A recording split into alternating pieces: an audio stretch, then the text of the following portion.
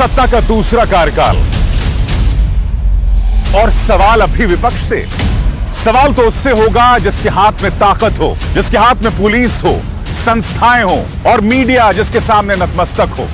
सवाल तो उससे होगा ना। हम लेकर आए खबरों का एक ऐसा शो जिसमें सवाल होंगे सीधे, बेलाग और बेबाक उनसे जो सवालों से बचते हैं, जिनके हाथ में ताकत है। बेबाक सिर्फ द लाइव टीवी पर।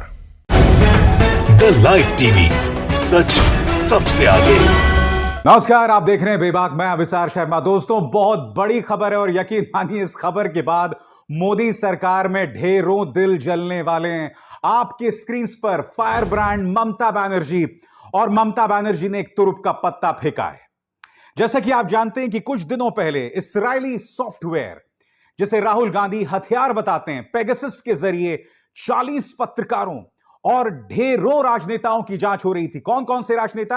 आपके स्क्रीन पर राहुल गांधी, प्रशांत किशोर, इसके अलावा अभिषेक बैनर्जी जो कि ममता बनर्जी के रिश्तेदार हैं, और इसी तरह से कई अन्य नेता। कर्नाटक की तरफ जाएं तो सिद्धरमैया, जी परमेश्वरा, एचडी कुमारस्वामी, इन तमाम लोगों की जासूसी की कोशिश की गई या जासूसी एक तरह से कर दी गई थी। अब इस मुद्दे की जांच पश्चिम बंगाल सरकार ने इसके आदेश दे दिए हैं। और क्यों, मैं आपको बतलाना चाहूंगा, क्योंकि जब प्रशांत किशोर पश्चिम बंगाल के चुनाव की रणनीति बना रहे थे तो वायर की इस खबर के मुताबिक उनके फोन की भी जांच की जा रही थी। हैक किया जा चुका था संभवतः पेगासस के जरिए। यही नहीं, अभिषेक बैनर्जी जो कि रिश्तेदार हैं ममता बनर्जी की, उनके भी फोन को हैक किया जा चुका था कथित तौर पर पेगासस के जरिए। और ममता बनर्जी ने आप एक तुरुप का पत्ता फेंका है। अब वो इसकी जांच करने वाली है। इसके डिटेल्स क्या है मैं आपकी स्क्रीन पर बताना चाहूंगा। मैं आपको बतलाना चाहूंगा कि एक न्यायिक समिति होगी। इसके 2 सदस्य होंगे। इस समिति के अध्यक्ष होंगे जस्टिस मदन लोकुर। जी हां, आपके स्क्रीन पर जस्टिस मदन लोकुर, और साथ ही फॉर्मर जस्टिस ज्योतिर्मय भट्टाचार्य। ममता बनर्जी ने किस ड्रामेटिक अंदाज में इस बात की घोषणा की, आइए देखते हैं। The appointment of a commission of inquiry consisting of Honorable Justice M.B.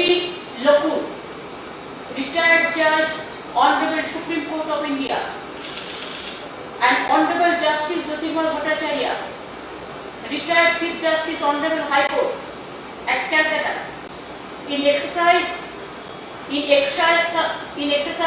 of power conferred by Section 3 of the Commission of Inquiry Act 1952 in the matter of widely reported illegal hacking, monitoring, putting under surveillance, tracking, recording, etc. of mobile phones of various persons in the state of West Bengal. मैं जानता हूं आप लोगों में से कई लोग कहेंगे कि पेगासस एक राष्ट्रीय मुद्दा है। पश्चिम बंगाल जो कि एक राज्य है, वो इसकी जांच के आदेश कैसे दे सकता है? तो मैं फिर आपका ध्यान खींचना चाहूंगा इन 2 चेहरों की तरफ। अभिषेक बैनर्जी जो कि ममता बनर्जी के रिश्तेदार हैं, और प्रशांत किशोर जो कि उनके चुनावी रणनीतिकार हैं। वायर की इस खबर के मुताबिक इन दोनों के फोन की पेगासस के जरिए हैकिंग हो चुकी थी या कोशिश की गई थी, और उसके चलते पश्चिम बंगाल अब इसकी जांच के आदेश दे सकता है। इत्तेफाकन जब मैं आपसे बात कर रहा हूं, ममता बनर्जी, जी हां, ममता बनर्जी सोमवार शाम को दिल्ली में होंगी, और इस मुलाकात में वो मुलाकात करने वाली हैं कांग्रेस की नेता सोनिया गांधी से। हो सकता है कि इन 3 दिन की मुलाकात में वो अरविंद केजरीवाल से भी मुलाकात करें। इसके अलावा यह भी हो सकता है कि अखिलेश यादव से भी उनकी मुलाकात हो, मगर बड़ी बात, वो प्रधानमंत्री नरेंद्र मोदी और राष्ट्रपति रामनाथ कोविंद से भी मुलाकात करेंगी। यानी कि ममता बनर्जी ने पश्चिम बंगाल में शानदार जीत दर्ज करने के बाद अब अपने पत्ते खेलने शुरू कर दिए हैं। आज मैं एक सवाल करना चाहता हूं दोस्तों। जैसा कि आप जानते हैं कि यूपीए की मौजूदा चेयरमैन हैं सोनिया गांधी, और इस बात को लेकर सुगबुगाहट थी कि अब सोनिया गांधी, जिनका स्वास्थ्य अब बहुत अच्छा नहीं है, उनकी जगह शरद पवार को यूपीए का चेयरमैन बनाया जा सकता है। मगर शरद पवार को लेकर एक और खबर जो है वो गर्म है, एक चर्चा गर्म है कि वो विपक्ष के राष्ट्रपति पद के उम्मीदवार हो सकते हैं। आपको याद होगा शरद पवार ने प्रधानमंत्री नरेंद्र मोदी से भी मुलाकात की थी। तो मेरा मानना है कि शरद पवार आज की तारीख में बेशक महाराष्ट्र के अंदर एनसीपी की सरकार चल रही हो, साझा सरकार चल रही हो कांग्रेस और शिवसेना के साथ, मगर बतौर राजनेता शरद पवार इतने सक्रिय नहीं है। तो आज एक बड़ा सवाल, आखिर इस शख्स ममता बनर्जी को यूपीए का चेयरमैन क्यों नहीं बना दिया जाता? और उसकी वजह भी साफ है। वजह यह साफ है दोस्तों कि पश्चिम बंगाल के चुनाव में भारतीय जनता पार्टी ने अपने तमाम एजेंसीज का इस्तेमाल किया। उनका पूरा मंत्रिमंडल आ गया था पश्चिम बंगाल, उनकी पूरी गोदी मीडिया मैदान में थी और उनकी कोशिश सिर्फ एक थी कि ममता बनर्जी को हराया जाए और भारतीय जनता पार्टी को जिताया जाए। प्रधानमंत्री नरेंद्र मोदी ने चुनावी सभा में शालीनता की तमाम हदों को पार कर दिया था। याद है आपको? दे दे दे दे, खुद सुनिए। ओ दीदी,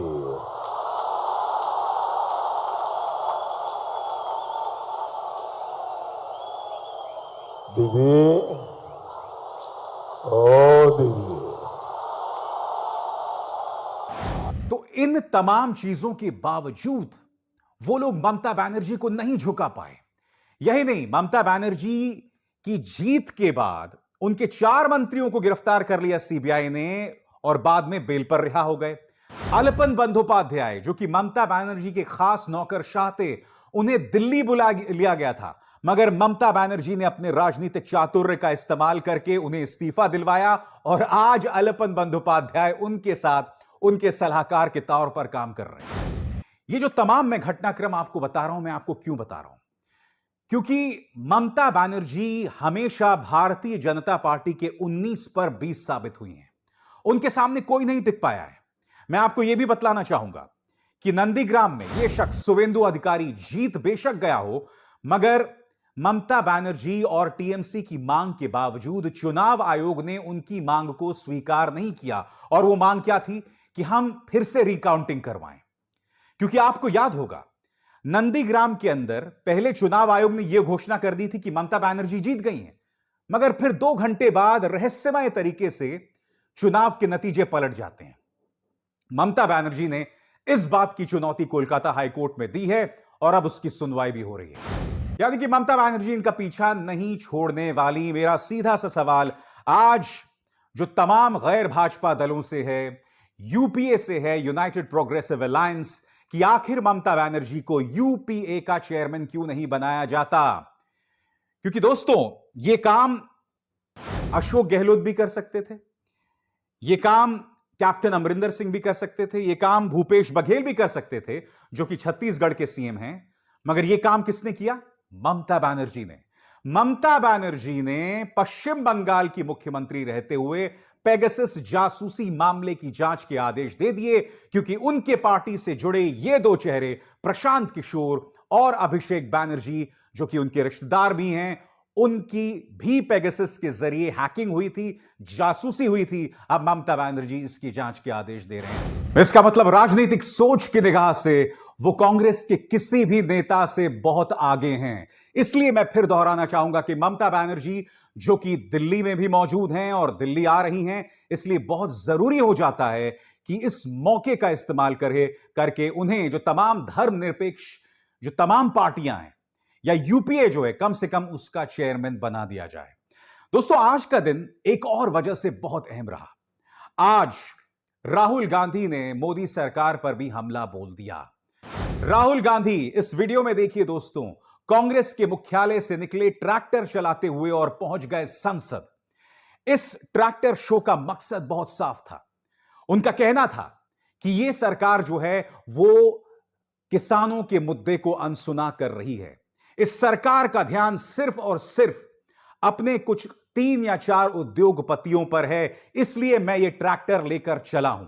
अपने आप में बहुत ही ड्रामेटिक अंदाज था। और दोस्तों राजनीति के अंदर आपको कहीं ना कहीं इस तरह की तमाम चीजें करनी चाहिए। राहुल गांधी ने पत्रकारों से भी बात की और उन्होंने सरकार पर तंज कसते हुए कहा कि इस देश के किसानों को आतंकवादी नहीं बताया जा सकता। सुनिए उन्होंने क्या कहा। पूछा गया है तो उन्होंने एजुटेशन को लेकर कहा है कि वहां कोई मृत्यु नहीं, सरकार के मुताबिक किसानों के खिलाफ कुछ नहीं हुआ। किसान बिल्कुल खुश हैं। वो जो बाहर बैठे हुए हैं वो आतंकवादी हैं। सरकार के मुताबिक तो ये हो रहा है, मगर रियलिटी है कि जो किसानों का है उनसे छीना जा रहा है और 2-3 उद्योगपतियों के हाथ दिया जा रहा है। Thank you.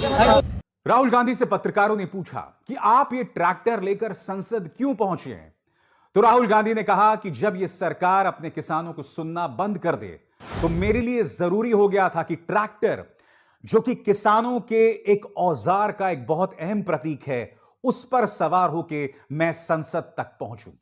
क्या कहा राहुल गांधी ने, सुनिए। हम जो किसानों का मैसेज है उसको हम पार्लियामेंट तक लाए हैं। पार्लियामेंट में इसके बारे में चर्चा नहीं करने देते हैं, किसानों को दबा रहे हैं, हिंदुस्तान के सब किसानों को दबा रहे हैं, इसलिए हम यहाँ ट्रैक्टर पे आए हैं। काले कानून है, इनको वापस लेना पड़ेगा। राहुल जी, आप खुद ट्रैक्टर यहाँ पर चला के आए हैं, पहली बार ऐसा हुआ कि कोई नेता ट्रैक्टर चला के संसद भवन तक पहुंचा हो किसानों को लेकर, लेकिन सरकार। मैं किसानों का मैसेज देना चाहता हूँ, ये किसानों का मैसेज है, इसीलिए मैं इसको यहाँ लाया हूँ। राहुल जी, सरकार कह रही है सुन रही है, क्या कहेंगे? कोई कमी नहीं है, सरकार कह रही कोई कमी नहीं है बिल के भीतर, क्या कहेंगे? ये किसानों के फायदे के लिए है। हाँ। और आप लोगों के पास मुद्दा नहीं है, लेकिन हम ये 2-3 बड़े उद्योगपतियों के फायदे के लिए है। पूरा हिंदुस्तान जानता है कि किसके लिए ये किया जा रहा है। ये किसानों के फायदे के लिए नहीं है कानून, और इन कानून को वापस लेना पड़ेगा। धन्यवाद।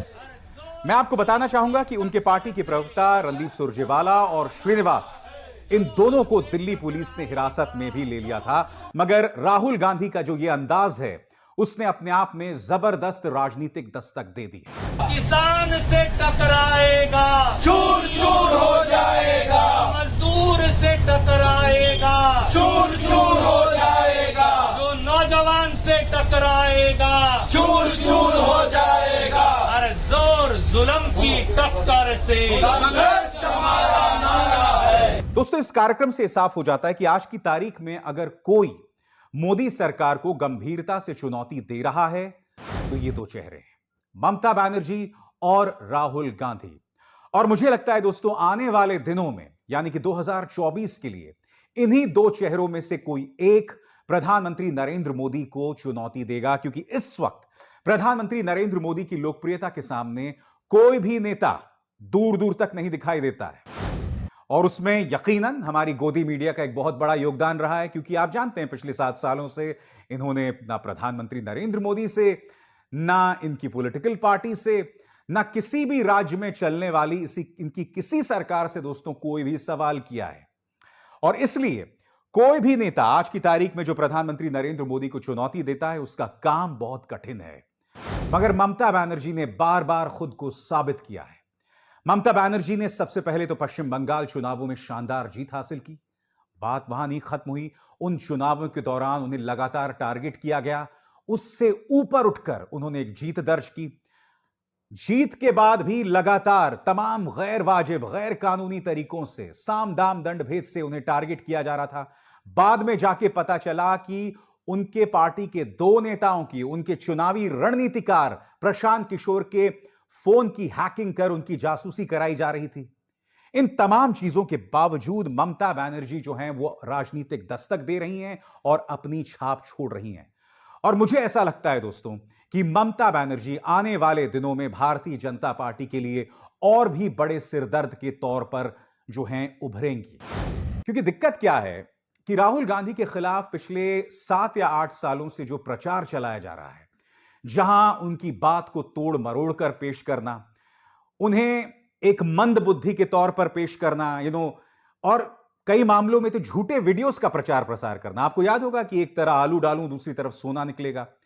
वहां राहुल गांधी कहीं ना कहीं भारतीय जनता पार्टी का जिक्र कर रहे थे, मगर फिर उनके इस बयान को कोट कर करके संबित पात्रा सरीके जो तमाम राजनेता हैं, प्रवक्ता हैं, वो अक्सर राहुल गांधी को टारगेट करते हैं। अब मैं आपको एक वीडियो दिखाना चाहता हूं।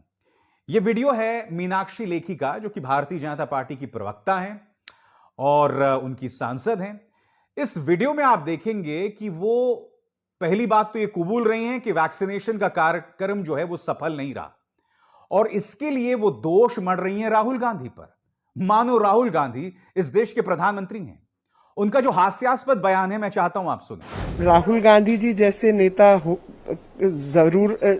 जरूरत के समय पर देश की सेवा में लगे होते तो वैक्सीनेशन का ये हाल नहीं होता।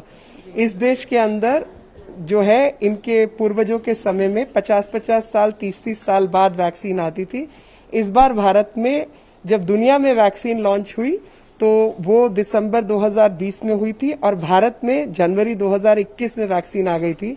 इनके और इनके परिवार वालों में से किस किस ने वैक्सीन लगाई उसकी जानकारी जरा जनता को दे देते समय अनुसार तो इतने सारे लोगों की मृत्यु नहीं होती। उसके लिए ये लोग जिम्मेवार हैं। इसी तरह का propaganda Bharatiya Janata party WhatsApp के जरिए अपने प्रचार तंत्र के जरिए जो है वो विपक्ष के नेताओं के खिलाफ फैलाती है। आज की तारीख में अगर कथित तौर पर गांधी परिवार ने वैक्सीनेशन नहीं लगवाया तो दोष किस पर मढ़ा जा रहा है? दोष बढ़ा जा रहा है और उसे जोड़ा जा रहा है भारत के अंदर अगर लोग वैक्सीनेशन नहीं ले रहे हैं उससे। इससे ज्यादा हास्यास्पद आखिर क्या हो सकता है? बहरहाल बेबाक में इसी तरह से हम आपके सामने मुद्दे लाते रहेंगे। अभिसार शर्मा को दीजिए इजाजत। नमस्कार। द लाइव टीवी, सच सबसे आगे।